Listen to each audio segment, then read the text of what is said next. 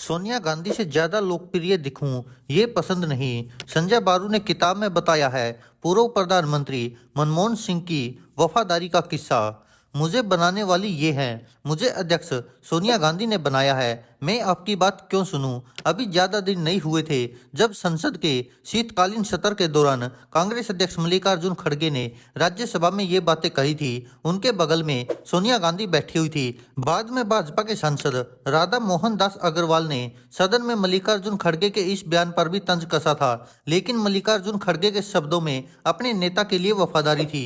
सोनिया गांधी के प्रति कुछ ऐसी ही वफादारी पूर्व प्रधानमंत्री मनमोहन सिंह में भी थी, जिनका गुरुवार को 92 साल की उम्र में निधन हो गया। आखिरकार सोनिया गांधी की वजह से ही तो कांग्रेस के तमाम दिग्गजों को पछाड़कर प्रधानमंत्री बने थे पूर्व प्रधानमंत्री मनमोहन सिंह। उनके मीडिया सलाहकार रहे संजय बारू ने अपनी किताब the accidental prime minister the making and unmaking of Manmohan Singh में बताया कि कैसे मनमोहन सिंह को पसंद नहीं था कि वह कभी भी सोनिया गांधी से ज्यादा लोकप्रिय दिखें। संजय बारू ने अपनी किताब में लिखा है कि मनमोहन सिंह के दौर में महत्वपूर्ण नीतिगत निर्णयों पर संयुक्त सचिव पुलक चटर्जी की सलाह बहुत महत्वपूर्ण होती थी।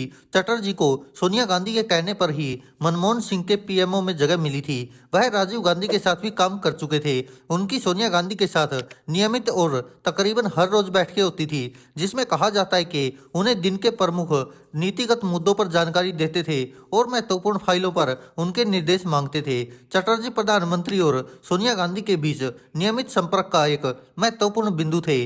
संजय बारू ने किताब में जो कुछ बयां किया है उससे साफ है कि मनमोहन सिंह महत्वपूर्ण नीतिगत मुद्दों पर चटर्जी के जरिए सोनिया गांधी की राय और मंजूरी हासिल करते थे।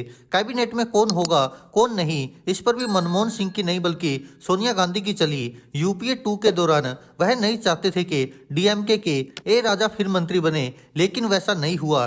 संजय बारू ने अपनी किताब में लिखा है कि मनमोहन सिंह कभी नहीं चाहते थे कि मीडिया में उन्हें सोनिया गांधी से ज्यादा चर्चा मिले या लोकप्रियता मिले। संजय बारू लिखते हैं, वह मीडिया और आम जनता में कभी भी सोनिया गांधी से ज्यादा लोकप्रियता नहीं चाहते थे। यूपीए 1 के दौरान प्रधानमंत्री के लो प्रोफाइल रहने को एक गुण माना गया, लेकिन यूपीए 2 के दौरान इसकी आलोचनाएं हुई। उनकी समस्या ये थी कि वह कभी भी मीडिया या आम जनता में सोनिया गांधी से ज्यादा लोकप्रिय होने की कोशिश नहीं करते थे। जब भी कोई टीवी चैनल या न्यूज मैगजीन कोई ओपिनियन पोल करता था और उनकी लोकप्रियता को बढ़ती हुई दिखाता था, तो तब उन्हें राहत मिलती थी जब देखते थे कि वह लोकप्रियता में सोनिया गांधी से नीचे हैं। कांग्रेस में मनमोहन सिंह सरकार की उपलब्धियों का श्रेय गांधी परिवार को देने की भी होड़ मची रहती थी। 2009 के लोकसभा चुनाव में यूपीए गठबंधन की जीत का श्रेय भी गांधी परिवार को मिला, जबकि अगर नतीजे उल्ट आते तो सारा ठीकरा प्रधानमंत्री के सिर पर फोड़ा जाता। संजय बारू लिखते हैं कि जिस तरह से मैंने इसे देखा, अगर कांग्रेस हार जाती तो हार का दोष पूरी तरह से प्रधानमंत्री के कंधों पर डाल दिया जाता। यह कहा जाता कि परमाणु समझौते के प्रति उनके जुनून के कारण पार्टी को वामपंथियों और मुसलमानों का समर्थन खोना पड़ा। उनकी नव उदारवादी आर्थिक नीतियों को गरीबों से अलग थलग करने वाला माना जाता। तत्कालीन पाकिस्तानी राष्ट्रपति परवेज मुशर्रफ से दोस्ती करने की उनकी कोशिश को हिंदू वोटों को अलग थलग करने वाला माना जाता। पीएम पर हार का ठिकरा फोड़ने के लिए 100 स्पष्टीकरण दिए जाते। अब जब पार्टी सत्ता में वापस आ गई थी और वह भी पार्टी में किसी के भी अनुमान से अधिक संख्या में, तो इसका श्रेय पार्टी के प्रथम परिवार को जाएगा, वंशज और भावी नेता को। यह राहुल गांधी की जीत, मनमोहन की जीत नहीं।